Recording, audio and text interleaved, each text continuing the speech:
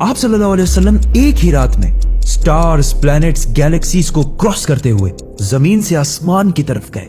अब अल्लाह ने कुरान में एक जगह फरमाया है कि जमीन और आसमान के दरमियान हर चीज अल्लाह को सजदा करती है, विच मीन्स सारे stars, galaxies, planets, mountains, trees. लेकिन ये कैसे पॉसिबल है?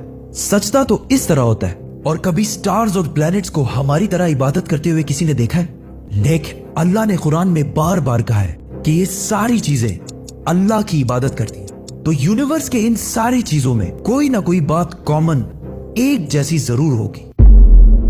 आज से बहुत साल पहले पूरी दुनिया का ये ख्याल था कि जमीन, अर्थ ही दुनिया का सेंटर है और जमीन तो साकिन है बेटा, जमीन रोटेट करती नहीं है, जमीन गर्दिश नहीं करती। लेकिन आज से 400 साल पहले गैलीलियो, जो एक इटालियन साइंटिस्ट थे, उसने दो लेंसेज को अलाइन करके रखा तो उसे पता चला कि ऐसे करने से